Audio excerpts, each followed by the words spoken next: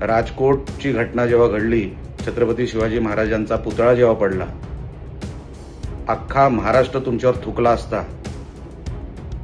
तुम्ही महाराजांचा पुतळा पाडला, त्याच्यामध्ये तुमचा हात होता, हे मी सभागृहात देखील सांगितलेलं आहे. पण तेव्हा पालकमंत्री हे सन्माननीय रवींद्र चव्हाण साहेब होते.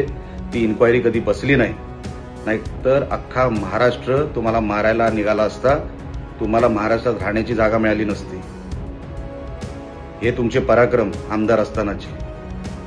दुसरा पराक्रम काय की कॉन्ट्रॅक्टरकडून पैसे घ्यायचे आणि त्या गणपतीच्या पिशव्या जे आपण देतो ते कॉन्ट्रॅक्टरच्या पिशव्या घेऊन तुम्ही लोकांना वाटता.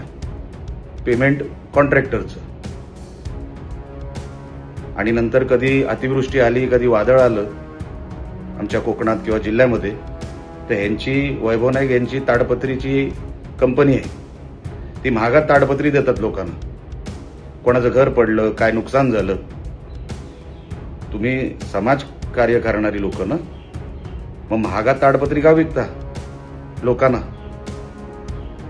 आणि जेव्हा त्यांना कळलं आता माणूस संकटात आहे, तेव्हाच ह्यांचे ताडपत्रीचे रेट वाढतात. असे लोक आपल्या मतदारसंघामध्ये, जिल्ह्यामध्ये 10-10 वर्ष आमदार होऊन गेले. मला आश्चर्य या गोष्टीचं.